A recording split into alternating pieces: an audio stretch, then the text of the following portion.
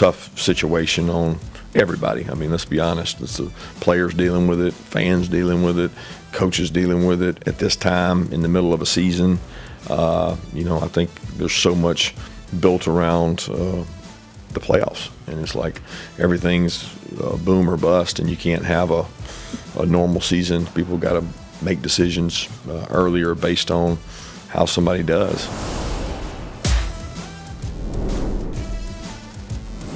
Hello and welcome in. It's always college football. I'm your host, Greg McElroy, and it is week 10.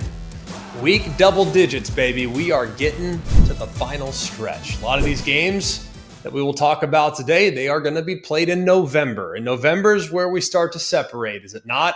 Hey, we all look great through September. We all look great through October. Well, now is the time when you want to start to peak. And as you start to peak with where we've gone in the 12-team playoff era, the teams that are playing best here from this point forward, those are the teams that will be crowned national champs. Now, last year, of course, with Ohio State, they peaked and then dipped and then peaked. Let's avoid the dip this time if we can. All right, Buckeyes, how's that sound? But I think from this point forward, man, we're going to start to separate the haves from the have-nots. Really looking forward to this final month of the season, some of the matchups that we have in store for us. A lot of good ones that we'll break down today.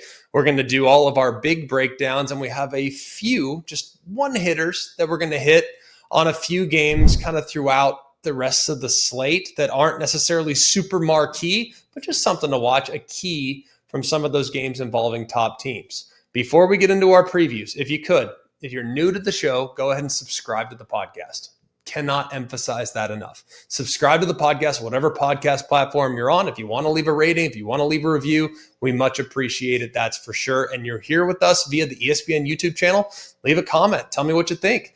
Give us a bold prediction. We're always about that as well. All right? Let's not waste any time. We'll kick things off in the noon window like we always do. Penn State at Ohio State. This game's 12 o'clock Eastern time on Fox. Ohio State is obviously the number one team in the country, the defending national champs, and are the consensus title favorites again. And they're hosting a Penn State team that's now 3-4, 0-4 in the Big Ten. They are in an uncontrolled free fall. They've lost 4 straight. Amazing to me, the narrative arc of Penn State's implosion. Just 1 month ago, this is a team that was number 3. They lost a double overtime thriller to then number 6 Oregon. And in the week since that defeat, the wheels have completely come off. And the quarterback matchup, that's part of why the wheels have come off recently. Look, Penn State, they lost their quarterback, Drew Aller, and they have been forced to turn to the redshirt freshman, Ethan Grunkemeyer. Now, Grunkemeyer is a pure passer. He's from Lewis Center, Ohio, was not offered by the Buckeyes, did win the backup job over Jackson Smolik there in the preseason. His first collegiate start was against Iowa. It wasn't great. It's a tough spot. Iowa's a good defense, and things didn't go the way you'd want them to go. He threw for less than 100 yards, a couple picks, and the 3.3 yards per attempt, that's not what you're looking for right now. On the other side, he's going against one of the best quarterbacks in the country in Julian Sayin. He's playing with a ridiculous amount of poise and efficiency. He's one of the top candidates for the Heisman Trophy, rightfully so. It's his accuracy that is surgical and makes him so unique and so much fun to watch. He's gone for nearly 1,900 yards, has a bunch of touchdowns, just 3 picks, just super, super accurate, and is coming off of one of his best performances of his career. That was a couple weeks back when he went for nearly 400 through the air against the Wisconsin Badgers. Question 1, can Penn State get anything out of the passing game? Look, the quarterback situation presents a very difficult bind for Penn State's offensive coordinator, Andy Kotelnicki.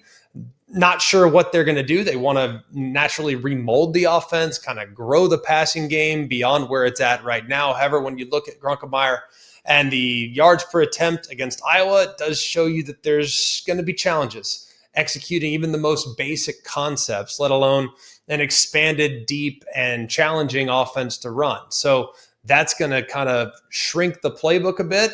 And Penn State might have to get very creative with some of the things they try to attack you with. Question 2, if they can't throw the ball, can Penn State run the football? Well, now running the football against Ohio State's defense, ridiculously tough. One of the top defenses in the country in run defense, total defense, and they're probably not going to have to respect a Penn State passing attack that's in the hundreds. So the clear plan for Ohio State is just completely cover up this run game, walk a safety in the box, dare him to pass. That will suffocate the only offensive functionality that Penn State has, and that's the running back tandem with Katrin Allen, who's been really solid, and that will force a relatively inexperienced quarterback into obvious long yardage passing situations. And Matt Patricia, they thrive in these situations. The defensive coordinator has done an amazing job. To lose 8 starters off last year's national championship team and replace them the way they've replaced them is absurd. They're allowing less than 6 points per game. So the numbers are just mind-blowing in this game in favor of Ohio State. Question 3, can Jim Knowles slow down Ohio State's offense? Now, the game within the game here is the bit of a subplot, but in the offseason, it was a massive talking point, is that Penn State's defensive coordinator, Jim Knowles, he left Ohio State for a lateral move and is now facing off against his former team. So this, quote, revenge game narrative hasn't really come to fruition based on the on-field results for Penn State. But this is a pretty complex defense. It's a havoc-based scheme, but they haven't been able to replicate a ridiculous amount of success from what we've seen from him in the past. They haven't had that relentless pressure. They haven't had that edge that you've seen at times from Jim Knowles' coach defense. This is a reason why his defense is 91st right now against the run. They're 83rd in sacks. So that's a problem. Can he find anything against a very efficient offense for Ohio State? Question 4. Will Ohio State's wide receivers expose a pretty good pass defense? Now, on paper, this would look like a strength-on-strength matchup, right? The Ohio State wideouts against Penn State secondary, because Jeremiah Smith and Carnell Tate, probably the best tandem in the sport. Tate, by the way, coming off of a fantastic near 200-yard performance a couple weeks ago. Those duos, combined with Sands' accuracy, fuels an offense that is outrageously high from a success rate, and going against Penn State's pass defense that is statistically elite. They are top 5 in the FBS in passing defense allowed. They allow less than 150 a game.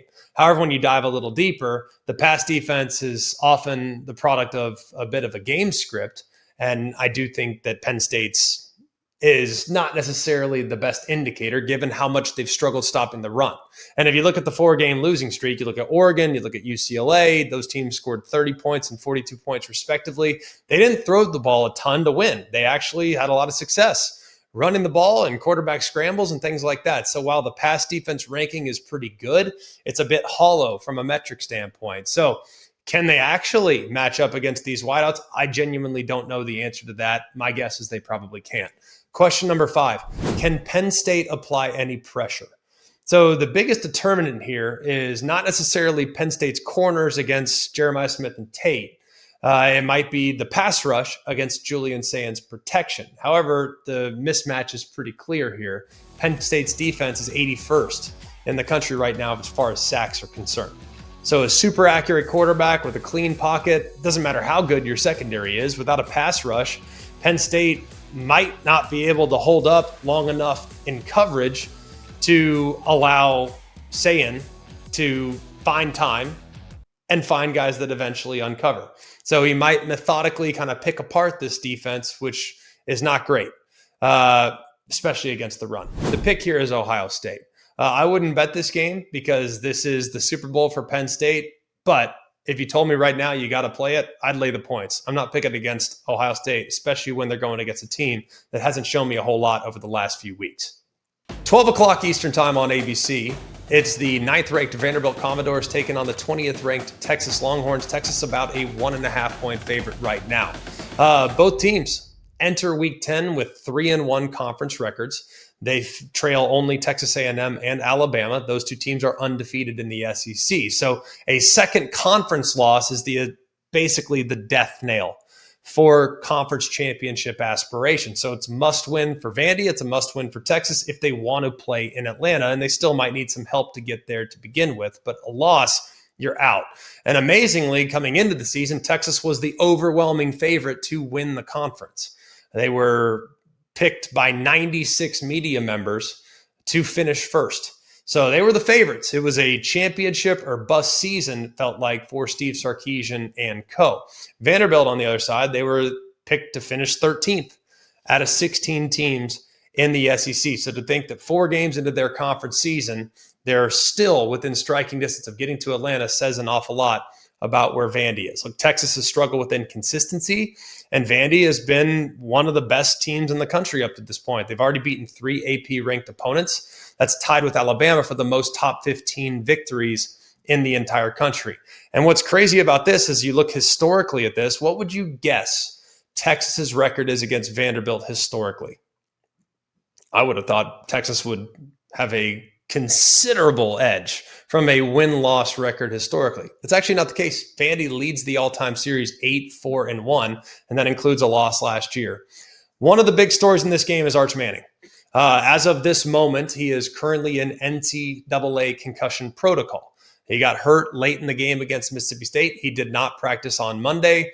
He did not practice on Tuesday. So the status for Saturday's game is very much in doubt. And the timing of this injury is devastating for Texas because he was coming off of, by far, his best performance. Threw for a career high nearly 350, led a furious 17-point fourth quarter comeback, and then eventually gave way to an overtime victory. So the fact that he got hurt on that 13-yard scramble, it halted the personal and team momentum at its absolute peak offensively of the season. Now, the development has kind of a threefold impact. One, it removes the team's starting quarterback, who's gone for nearly 1,800 yards and 15 touchdowns. 2, it erases some of the positive momentum from the best game that Arch Manning's ever played. And 3, even if Arch Manning is cleared to play, the nature of the injury is almost concerning for the long-term viability of what Texas wants to become. It could create some hesitation.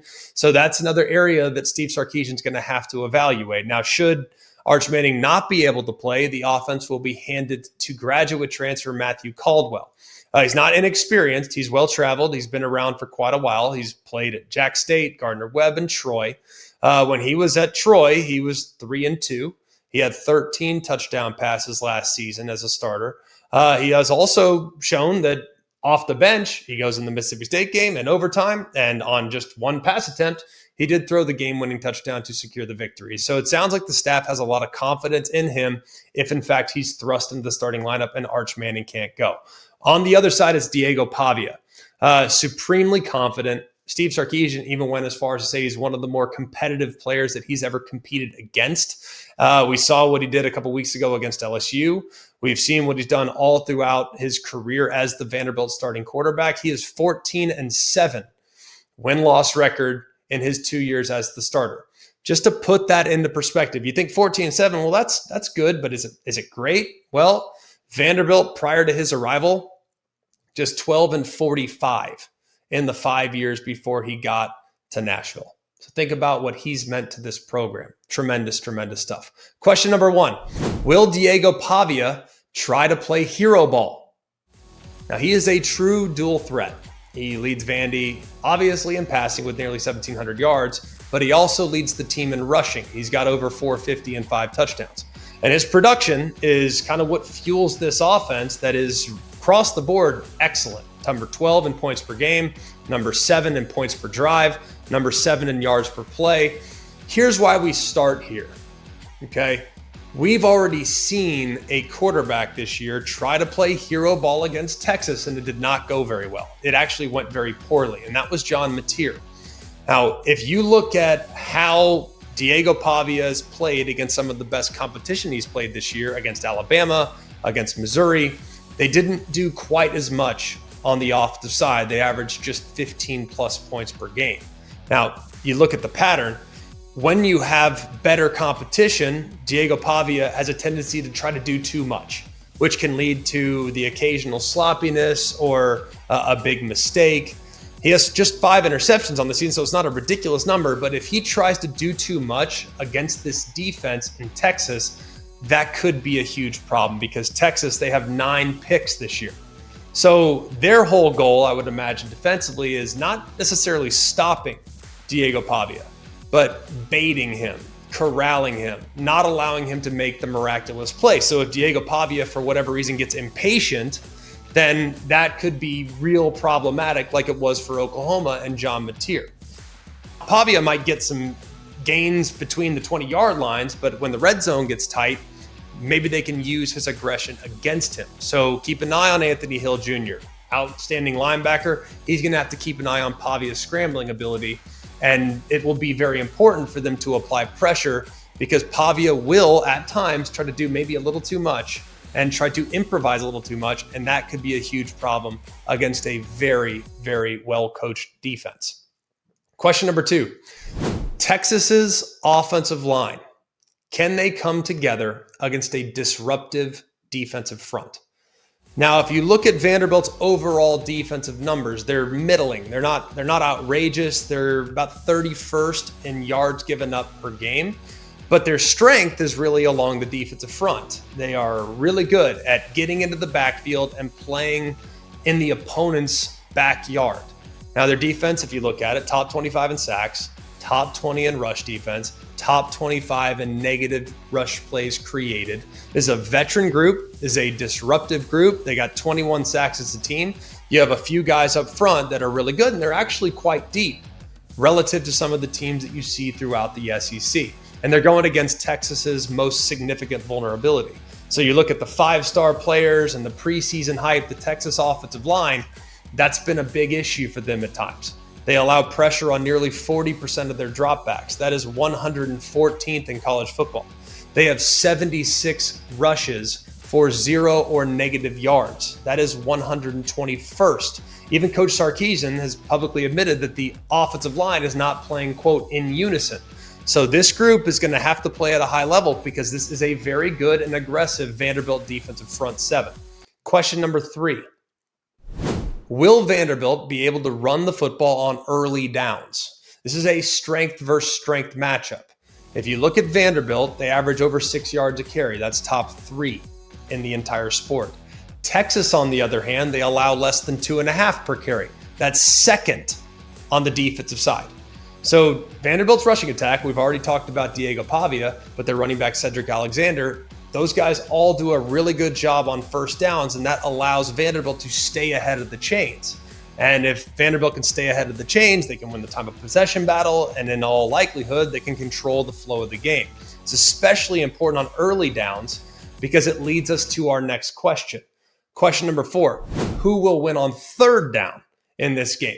Look, Vanderbilt's entire offensive identity is designed to limit possessions, control the clock, and not allow the talent gap that they have between them and some of the teams they face to come to the forefront. You play 80 plus snaps, the team that has more talent is probably going to win the game. But if the teams are only playing 50 or so odd snaps, that gives Vanderbilt a much better chance. Now, Texas, they are elite in some areas, right? They are really good at getting off the field, forcing punts. That gives their offense extra opportunities. So the money down battle will be very, very important. Like I said a moment ago, it might really come down to how these teams play on first down. Because if Vanderbilt is sitting there and they do a good job on third down, but if they're constantly living in 3rd and 3 or less, then Diego Pavia's dual threat ability is really difficult to defend. But if Vanderbilt struggles on 1st and 2nd down and they're sitting there in 3rd and 8, well, guess what? That plays into the strength of what Texas does because their third down stop rate is really good because of the pass rushers that they have coming off the edge. Vanderbilt right now is a top 10 unit offensively when it comes to converting third downs. Texas is a top 20 unit when it comes to defending third down. So very, very important key in this game is third down. And then question number 5, will Michael Taft's likely absence play a role in this game? Now, Michael Taft is a safety. He's the quarterback of the defense. He's sitting back there. He's one of the top tacklers. He had thumb surgery after an injury against Kentucky. Now, his role in this defense is very, very critical. He makes checks. He makes alignment changes. He patrols the middle, and he's been great so far this year. Now, his absence is maybe not as big as Arch Manning's, but it's pretty significant.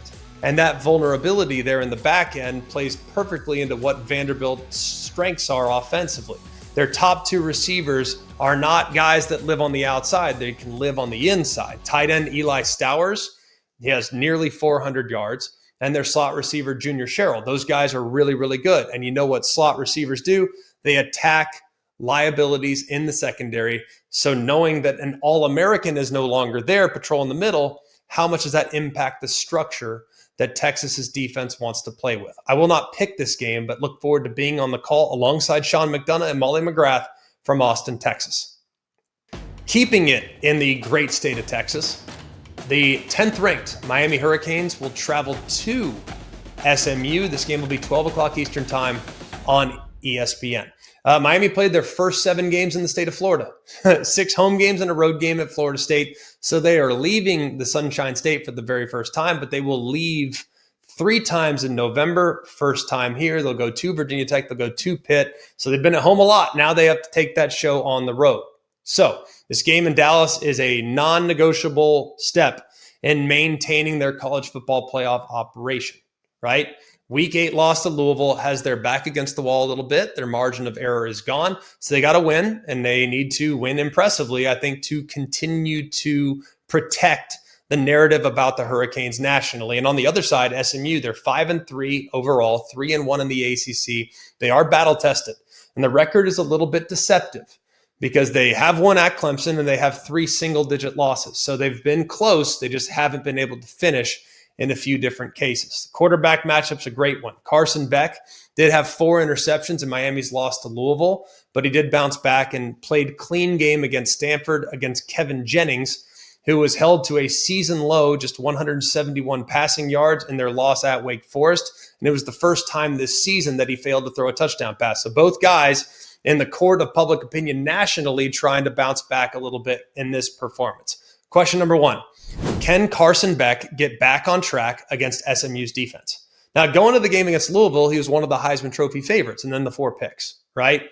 Now, this would look like it's a get-right recipe because SMU's defense has one of the strangest statistical profiles I've ever seen. I don't know if I've ever seen one that's this wild, all right? So hear me out. SMU gives up over 300 yards a game through the air. That is the second worst pass defense in the FBS. Okay? You heard that. 300 plus through the air, second worst in the FBS. But they have 25 sacks.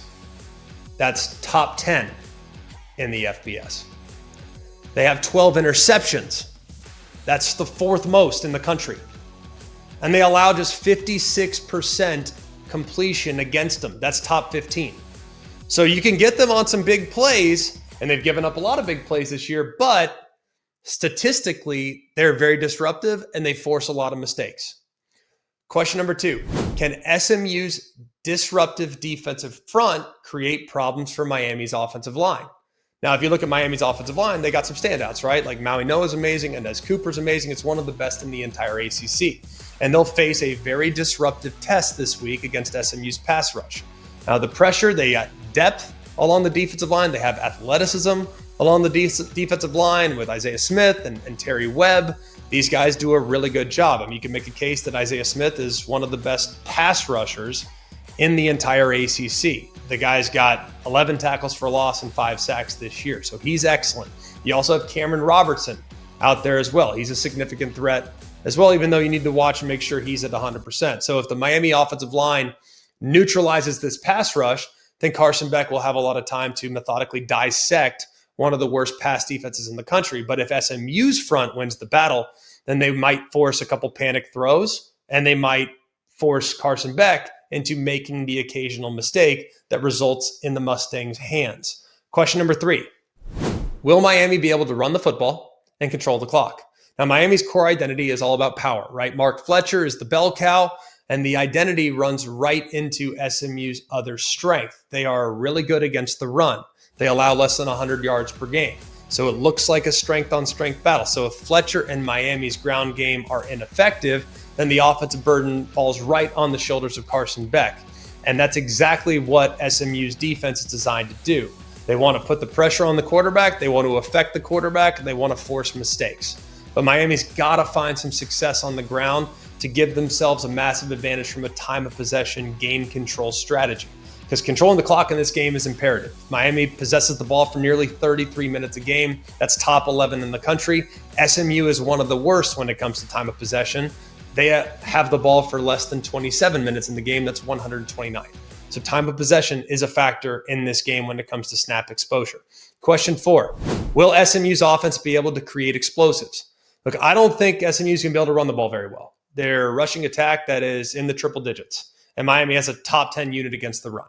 So with the running game expected to be pretty neutralized, then SMU's offense comes down to the deep ball. And Kevin Jennings has been excellent pushing the ball down the field. He's got nearly 700 yards and 7 touchdowns on passes that travel 20 or more yards downfield.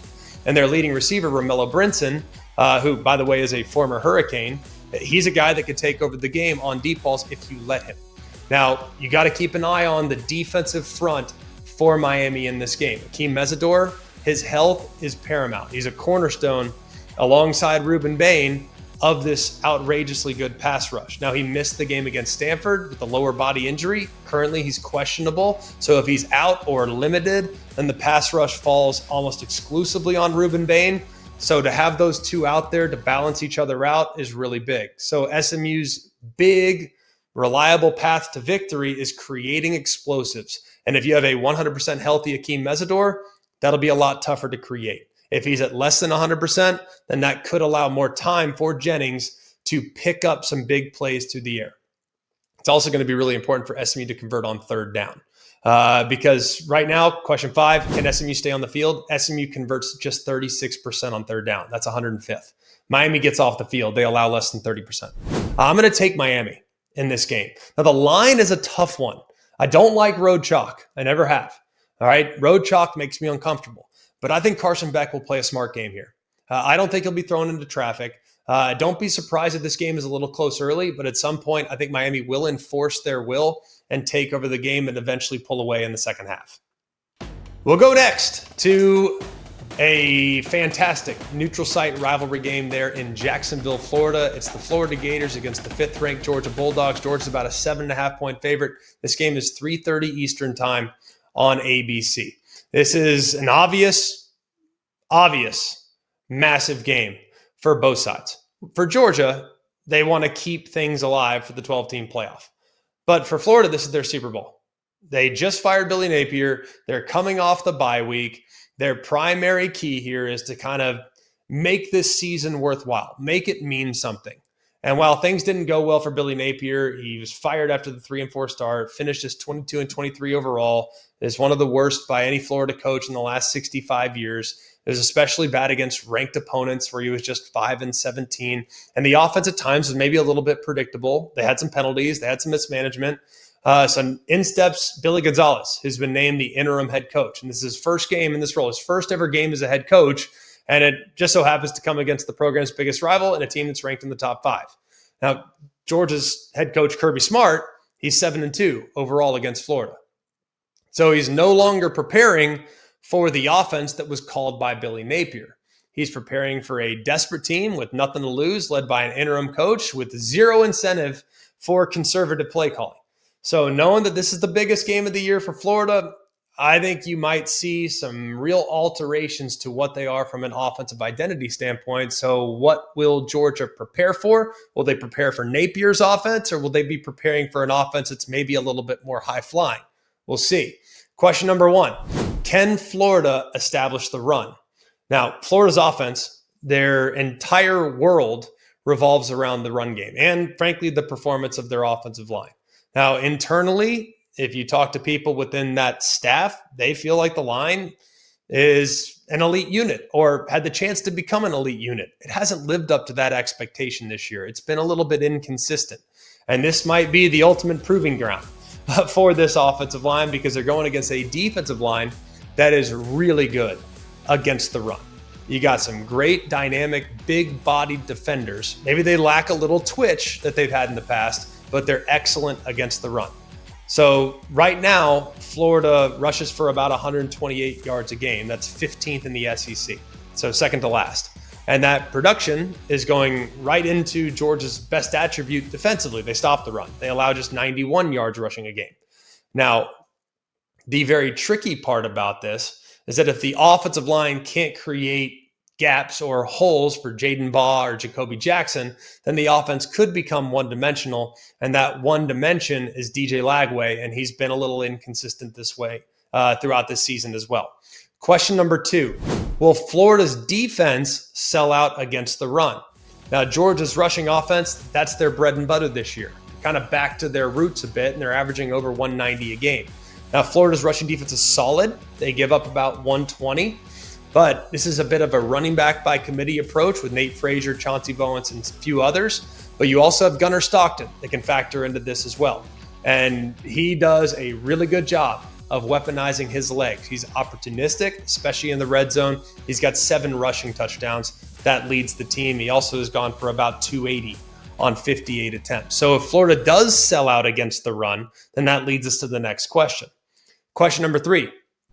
Can Georgia's underrated passing attack continue to play at a high level? Now, Gunnar Stockton's been great. Now, far from perfect at times, but he has absolutely been as dangerous as anybody with his back against the wall. And I think if you look at it, he's been hyper efficient. He leads the SEC in completion percentage. He's got a 10-to-1 touchdown interception ratio. And I look at this offense, man, while he doesn't have the arm talent of a Matt Stafford, he's a really effective passer. I don't think enough people pay attention to that. He's great on the short and intermediate throws. He can hit in breakers, he can hit out breakers, he can beat you down the field. Ball placement's been very solid, and it allows a lot of yards after catch. And if you look at kind of where things are with this passing attack, I think it's a group that could get better as the season goes along, but they'll have to do so without Colby Young, who's out for the foreseeable future after injuring his leg in the first quarter against Ole Miss. Now, that's a critical blow because Young was kind of the primary X-receiver, a guy that could stretch the field, that could win some one-on-one matchups, and his absence will kind of force a little bit of a redistribution. The good news is you still have Noah Thomas, who was brought over in the offseason. He's a big body receiver on the outside as well, and you still have a super dynamic weapon in Zachariah Branch, who has been the top target and will continue to be the top target. And in Colby Young's absence, you saw veteran Dylan Bell step up. He went for 57 yards, and he now will play a very important role in this game as well. You'll also see the tight ends with Oscar Delp and Lawson Lucky, who of course had 3 touchdowns in the win against Ole Miss. They could see a dramatic increase in targets as well. So I think it's a deep group, and I think it'll be a really tough group to defend as they continue to move forward. Question 4, can DJ Lagway play smart and aggressive football? Now, he's one of the more volatile players in the country, but he's probably the most important player in this game. He is the source of the team's explosiveness. If you look at where he's been this year, if he can hit some balls down the field, they become a huge problem. But if he can't hit some balls down the field, that's where things start to go a little bit sideways. So if you look at this explosiveness, also you got to take into account the occasional interception. Through 7 games this year, he's got 9 touchdowns, he's got 9 picks. That 1-to-1 touchdown interception ratio is not ideal. That 9 interception rate is one of the highest marks in the country. So his interception rate in the SEC is a staggering 5%, and he's a big reason why Florida's turnover margin sits at -3. I'll take Georgia in this game, but I'm going to take the points. I actually think Florida's offense will make some plays. I think they'll take the governor off, and even though I think Georgia's really good against the run, I do think there are a couple vulnerabilities in the back end that I think DJ Lagway and this wide receiver core can have some success against. I also don't know if this pass rush is going to have a huge impact on DJ Lagway's decision-making. So I think Georgia wins. I think Florida covers, and what I think has a chance to become a kind of a high-scoring affair for a game of this magnitude. We'll go next, 3:30 Eastern time on Fox. It's the 13th ranked Texas Tech Red Raiders traveling to the Little Apple to take on Kansas State. Texas Tech is about a 7.5-point favorite. Now, Texas Tech, this is a really big opportunity. We know what's coming up next week. They get a win this week. They're probably hosting College Game Day. They're probably going to be sitting there in the top 10, hosting another top 10 team in BYU. And they're seeking their first 8-1 start since 2008. We all remember how big that 2008 season was. On the other side, Kansas State's 4-4. They're a team who came into the season as one of the favorites in the Big 12. So you look at that 500 record, it's a little bit misleading because right now they're playing the best football they've played all season. They are coming into this game with a lot of momentum. They crushed Kansas. They beat TCU the week before that. And the Bill Snyder Family Stadium is a bit of a house of horrors for Texas Tech. Kansas State has won 8 consecutive meetings against Texas Tech in Manhattan. They have won 12 of the last 13 in this game as well. So Texas Tech has not won in Manhattan since 2008. So that's the season they're trying to emulate. And the quarterback matchup's intriguing because Baron Morton is now back. Baron Morton, the quarterback at Texas Tech, lower body injury earlier in the season, has had to miss a little time. Will Hammond took over. He had a season-ending torn ACL last week against Oklahoma State. It forced third-stringer Mitch Griffiths, who's a senior transfer, to finish the 42-0 shutout. But Joey McGuire has confirmed that Baron Morton will return and start against Kansas State, which is great news for the Red Raiders, going against Avery Johnson. And you look at their passing offense, it's not great, but Avery Johnson does possess the ability to take over the game. He can do it. He is a gifted player. Question number 1, how comfortable does Baron Morton look coming off the injury? Because Kansas State's defense, not great. They're 73rd in the FBS. And if Baron Morton's at 100%, they might have a tough time containing this passing attack in general. So their strategy is to kind of test Baron Morton's mobility early and often. So you can probably anticipate some blitzes. You can probably anticipate some pressure to see whether or not Morton can move laterally and escape the pocket after having a lower body injury the last few weeks. But if he's mobile, and this highly ranked offense for Texas Tech will be very difficult to stop.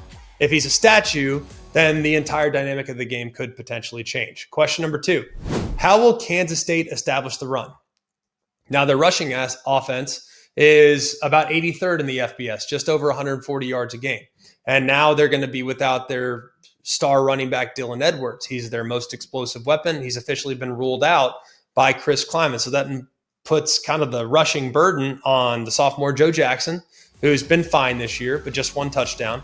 He's adequate, he's solid, but he's not quite the game breaker that you get with Dylan Edwards. And it also is going to force some of the onus in the rushing attack onto Avery Johnson's shoulders. He's the quarterback. So you look at this kind of conventional run game, it's going to be hard to manufacture that against one of the best run defenses in the country. So it could simplify Texas Tech's plan a little bit. They can maybe ignore some of the things that they would ignore, knowing that there's not a home run hitter in the backfield. And now their linebackers, they got some really good ones there at Texas Tech. They can kind of keep an eye on the quarterback in Avery Johnson because his legs might become the most dangerous part of this Kansas State offense. But like I said, Texas Tech, number 1 rush defense in the country. They have the 4th ranked scoring defense, the 10th ranked total defense. They're allowing just under 70 yards a game on the ground. And it's not accidental right now. I mean, you got Jacob Rodriguez, you got Ben Roberts, you got a bunch of guys in that front 7 that are really good, including David Bailey, who's already got double-digit sacks this year. Question number 3, can Kansas State win on 3rd down and in the red zone? Now, if you look at the offense, 90th in the FBS on 3rd down conversion percentage. They convert less than 38% of their attempts. The Red Raiders on the other side, huge strength of theirs, they're 12th in 3rd down defense. Now, K-State, though, they're very good in red zone scoring, partly because their field goal kicker is 10 of 11 this year. But especially at home, they have to score touchdowns and not settle for field goals. And right now, they're scoring touchdowns on just 64% of their red zone drives. That needs to be 80+%, maybe 90+% in this game because you don't beat Texas Tech by kicking field goals. You're going to have to score touchdowns. Question number 4, can discipline play a role in this game? Because if you look at Kansas State, they're one of the most disciplined teams in the country, just over 3 penalties a game. That's top 3 in the entire country. They have just over 30 penalty yards a game, which is top 7. So on the other side, it's Texas Tech. They're in the hundreds in both penalties per game and penalty yards per game. And in a hostile road environment where Texas Tech hasn't won in nearly 2 decades, there are some ways where Kansas State can take advantage of Texas Tech if Texas Tech is their own worst enemy. Because right now, the gap in total offense is 133 yards. Texas Tech averages 133 yards of offense more per game than Kansas State. But guess what? Penalties can be a neutralizer here. A holding penalty here, a pre-snap penalty here, a pass interference penalty here that extends a K-State drive. That's how upsets happen. I'm taking Texas Tech in the game. I think Texas Tech will make Kansas State one-dimensional. I think they'll stop the run. And Avery Johnson is probably the most important player of the game. If he gets hot, look out. But I think Texas Tech is by far the best defense he's seen this season. I think Texas Tech will handle their business on the road in Manhattan. Moving into the primetime window, it's the Oklahoma Sooners traveling to Knoxville, Tennessee, where Tennessee is about a 3-point favorite. This game's 7:30 Eastern time on ABC. You have the unstoppable force against the immovable object, right? Tennessee's offense, top 2 in scoring, top 3 in total offense, against an Oklahoma defense that's top 5 in scoring defense, top 6 in yards allowed. Now on the other side, not so much. Oklahoma's offense, 73rd. Tennessee's defense, they're allowing over 30 points a game. So you have good on one side, questionable against questionable on the other. We'll see what wins in this game. You got Joey Aguilar taking on John Mateer. Both have had some really good moments this year for their respective schools. Question number 1, how will Oklahoma handle Tennessee's tempo? Now, Tennessee's offensive identity is about pace. It's about tempo. They're top 3 in the country when it comes to seconds per play. We know with Josh Heupel, it's a strategic weapon. Even though they're not quite as fast as they've been in the past, they're a little bit more deliberate with the formations that they're using. It's still really important for them to manufacture some fatigue on the opposing front 7, to manufacture alignment busts in the secondary, and to prevent Oklahoma defensive play caller Brent Venables from utilizing the complex, multiple fronts, blitz packages, and things like this. So it's going to be interesting to see how Oklahoma approaches this. Now, Oklahoma saw this last week because Ole Miss utilizes tempo as well. So Oklahoma's defense, I think it's got a chance to become elite, but it's not invincible. If you look at what Ole Miss did last week, they went for over 300 through the air. They gave up 430 in the contest in general. So is that a susceptibility to a high-level, vertically oriented passing attack? And if it is, then that's exactly what Tennessee is built to try to take advantage of. Question number 2, can Tennessee's aggressive passing attack win against a statistically impressive secondary? Now, if you look at Oklahoma's pass defense, statistically, they're very good. They gave up just over 150 yards a game. But I don't know if that tells the whole story. This could be their toughest test to date. This is Tennessee, and their passing attack is fantastic, right? They throw for over 320 a game through the year. That's 3rd in the country. And Joey Aguilar has been playing at an exceptionally high level.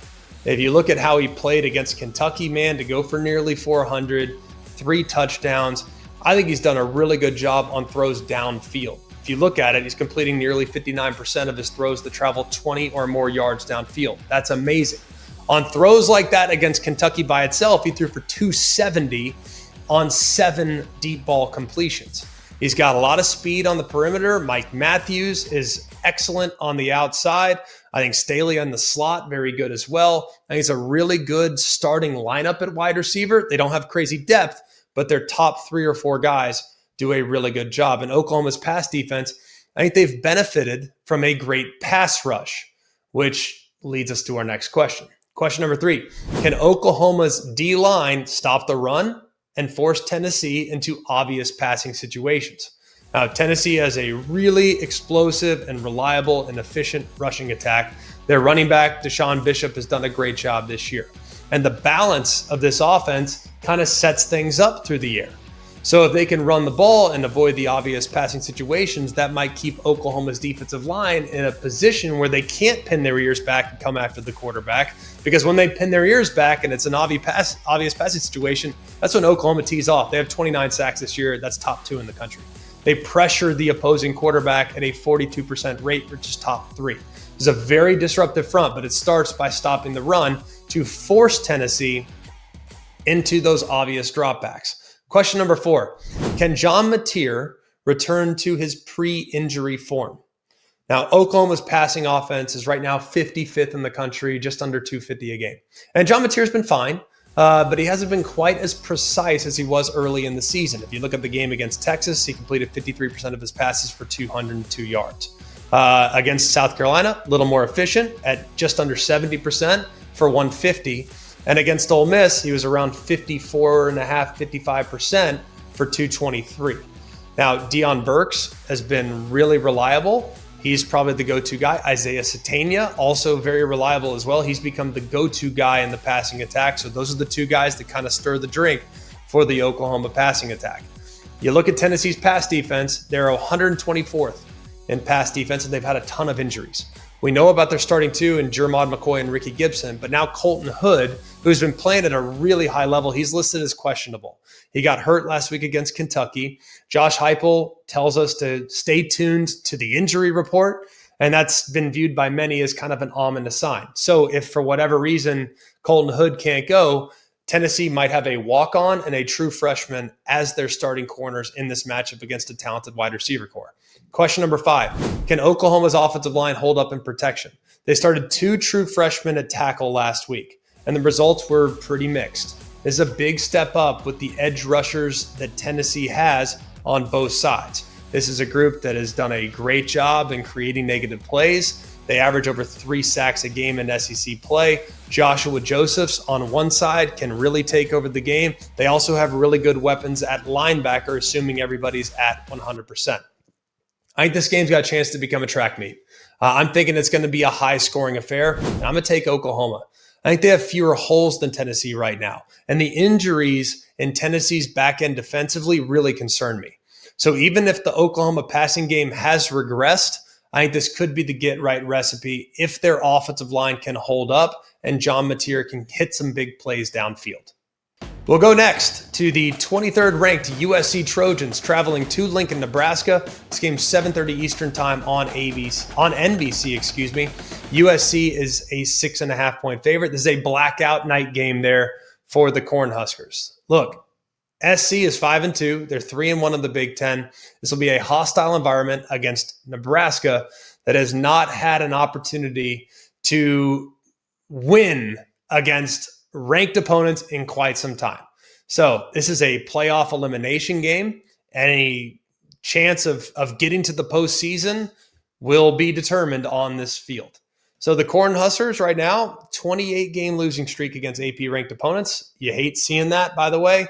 Their last win came in September of 2016 against Oregon, but USC has struggled on the road, and it's been well documented since joining the conference. Their only road victory outside of California was in week 3 this year, and that was against Purdue. Good quarterback matchup in Jaden Mayava against Dylan Raiola. Question number 1, how will both offenses handle some injuries along their offensive line? Look, Nebraska's offensive line, they haven't been great already this year. They haven't created a lot of consistency in the run game. Now they're in a bit of a state of flux because their starting right tackle and Teddy Prohaska, he's now confirmed out for the rest of the season with a knee injury. Devastating blow. Hate this because he's had 4 injuries now that have really been season ending. It just makes me really upset to think about. I don't even want to think about it at this point. So that was compounded. His injury is compounded by the fact that his primary backup, Gunnar Gotchula, is also banged up, and his status is in question as well. So this could force the Nebraska line to kind of shuffle and to figure out who's going to fill those voids, and it creates a bit of a weak point along that offensive front. Now, that vulnerability along this offensive line has been exposed before.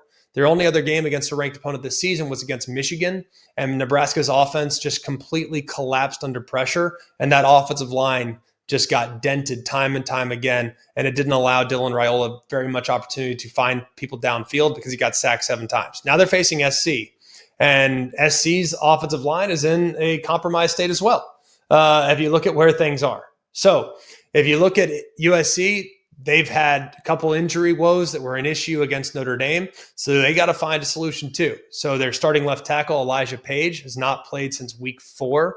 Their starting center, Killian O'Connor, suffered a lower body injury in week 5 and has been seen in a brace. The good news is the Trojans, they're coming off a bye, and hopefully both those guys will be closer to being at 100% in this matchup. Question number 2, can Nebraska attack an undisciplined run defense?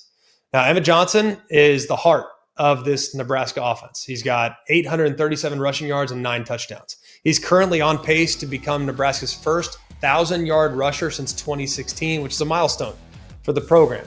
The production, however, is very interesting because he's been elite, and yet the Nebraska rushing offense as a whole is 101st in the FBS. So how is that possible? It's kind of amazing. It goes to show you exactly how good he's been at creating yards after contact and creating big plays. The USC run defense has been a bit of a liability as well. They're giving up just under 137 yards a game.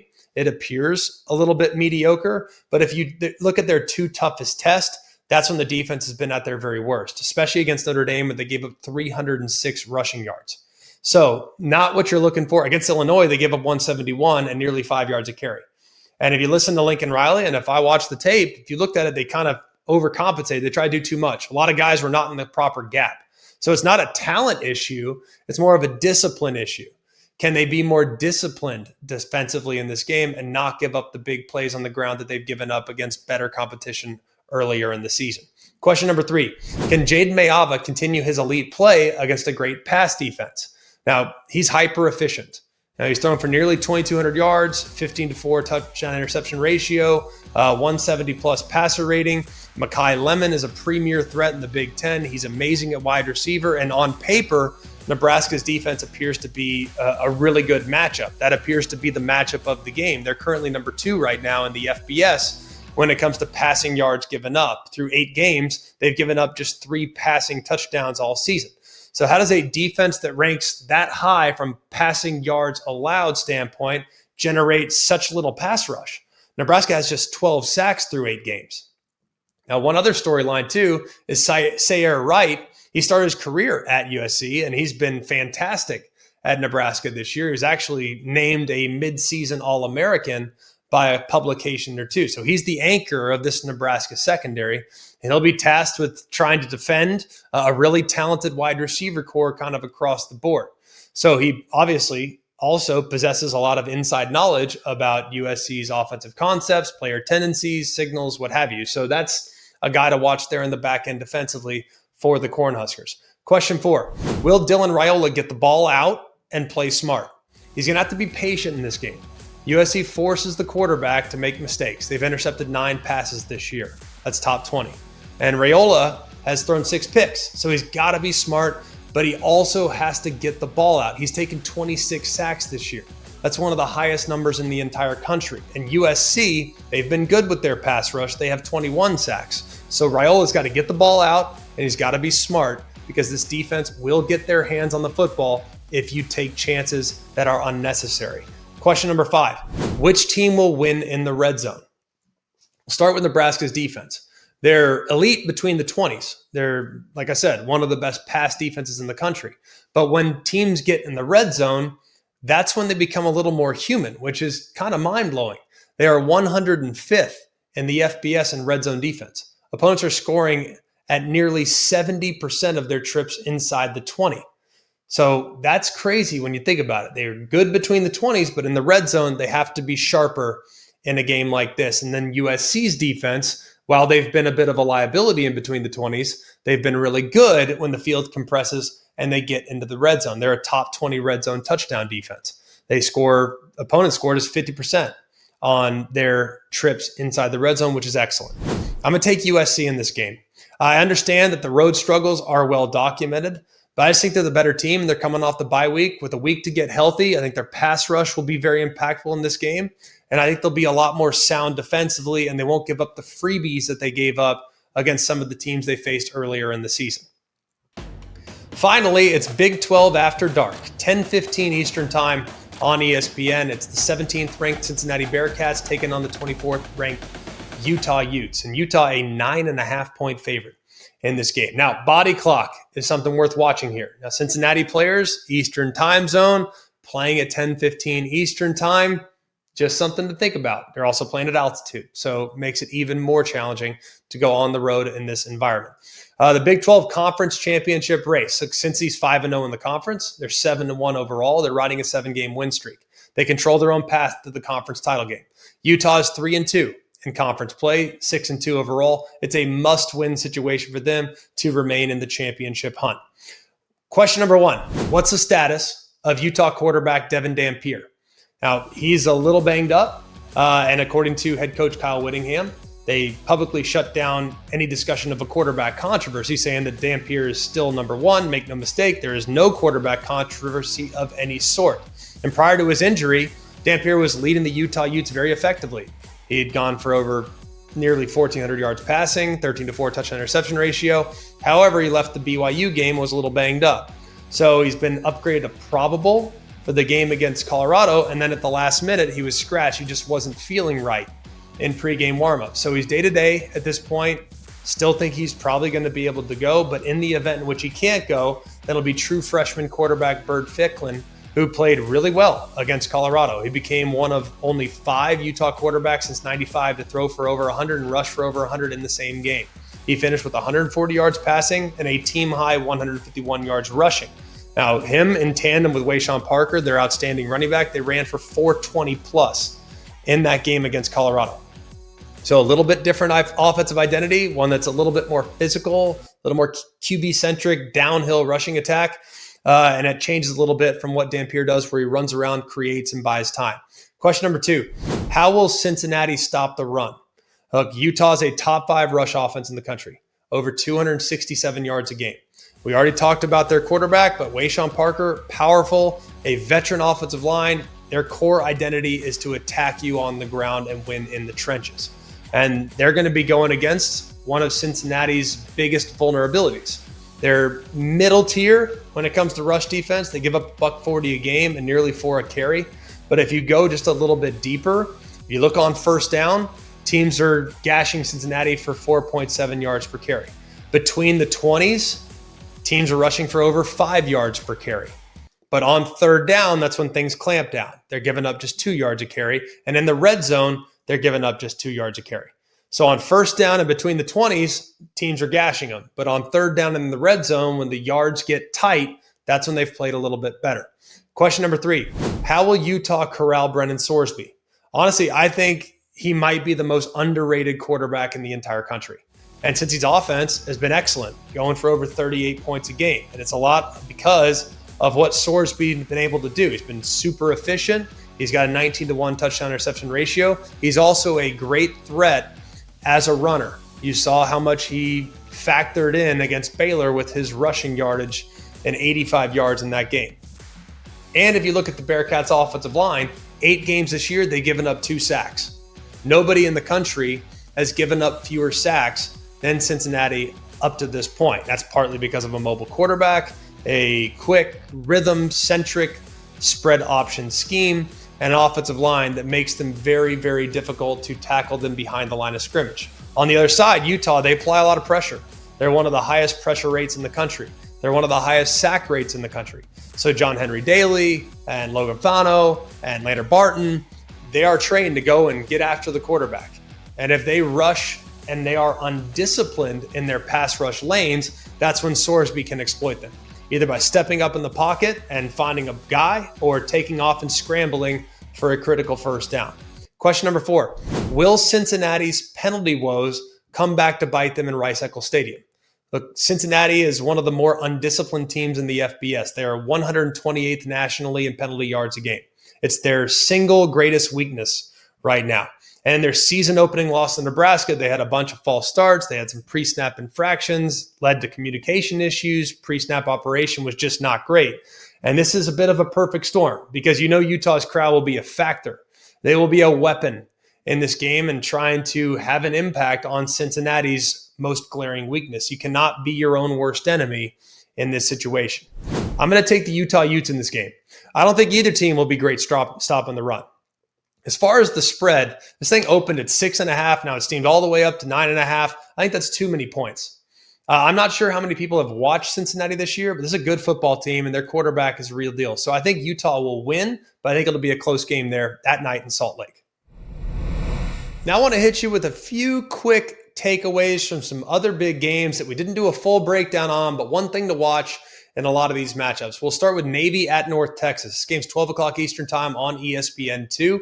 By the way, Navy undefeated, North Texas 7-1. Massive, massive game as it relates to the G5 playoff race. Now, massive schematic mismatch. Can North Texas, who is 120th ranked run defense, they allow nearly 200 yards a game, can they handle Navy's offense, which leads the country with nearly 320 rushing yards a game? So this could be a high-scoring game. Navy can pound the rock. Will be a very tough game for them. North Texas, if they don't stop the run. Louisville at Virginia Tech. This game's 3 o'clock Eastern time on the CW. Louisville has never won at Lane Stadium. which I thought was very interesting. Notre Dame at Boston College, 3:30 Eastern time on ESPN. The big key is whether Boston College rush defense, which gives up 163 a game, can slow down a dominant Notre Dame rushing attack that goes for nearly 200 a game. I don't think they will. Indiana at Maryland, 3:30 Eastern time on CBS. Strength on strength matchup. Maryland is 51st passing offense at 250 a game against the Hoosiers' dominant pass defense, which is top 12. I think Indiana will handle their business on the road. That's a real deal football team, and the true freshman quarterback at Maryland is going to have his hands full. Virginia at Cal, 3:45 Eastern time on ESPN2. This will be a test of offensive firepower. Virginia's got a high-powered offense, averages over 37 points per game. Can they find some success against Cal's defense, which averages 25 points per game given up? So can Cal potentially pull the upset? It'd be a very interesting game out there. Georgia Tech at NC State, 7:30 Eastern time on ESPN2. This game will all be about the line of scrimmage. Georgia Tech's got a potent ground attack. They go for nearly 230 a game. And NC State's rush defense has not been great this year. They're 46th. They give up 130 on the ground.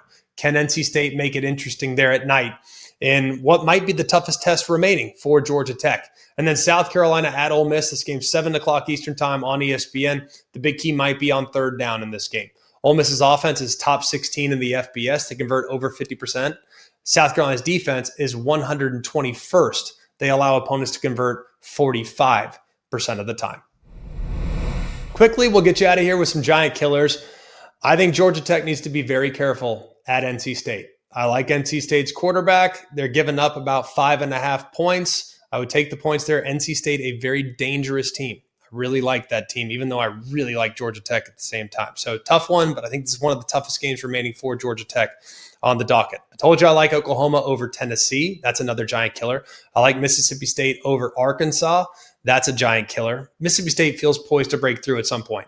They've had so many close calls. This might be their best chance to get an SEC win under Jeff Lebby this year. So they might be in gotta-have-it situation against Arkansas, who's just not doing a whole lot right now on the defensive side of the football. A few others that kind of jumped out to me. I think Florida is a very dangerous opponent for the Georgia Bulldogs. I think that's a dangerous game as well. So keep an eye on that one.